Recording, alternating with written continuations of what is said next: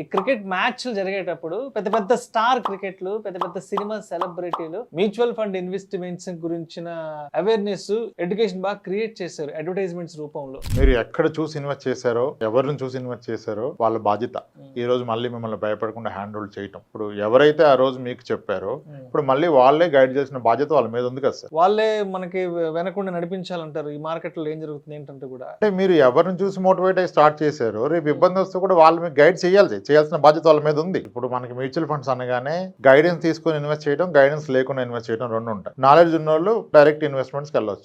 అదే వ్యక్తి ఇప్పుడు మీరు ఏమైనా చదువుకోని వ్యక్తులు ఎలా తీసుకుంటారన్నారు, అప్పుడు మీరు వేరే వాళ్ళు హెల్ప్ తీసుకోవాలి. అందుకే కదా మ్యూచువల్ ఫండ్స్ రెగ్యులర్ అని ఉన్నాయి, కొన్ని డిస్ట్రిబ్యూటర్స్ ఉన్నారు మండల హెడ్ క్వార్టర్స్ లో, వాళ్ళు గైడ్ చేస్తారు. కానీ మనం వాళ్ళు గైడ్ చేయడం ఎందుకు, మనకి యూట్యూబ్ లో గైడ్ చేశారని చెప్పి కింద వాళ్ళు ఇచ్చిన రిఫరల్ లింక్ ద్వారా అబ్స్ట్రాక్ట్ జీరో అకౌంట్స్ ఓపెన్ చేసి పెట్టారు. పెడితే ఇప్పుడు మీరు పానిక్ గా ఉన్నప్పుడు ఎవరైతే ఆ రోజు మోటివేట్ చేశారో వాళ్ళు చేయాల్సిన బాధ్యత వాళ్ళ మీద ఉంది. కానీ వాళ్ళు చేస్తున్నారా లేదా అనేది ఒక క్వశ్చన్.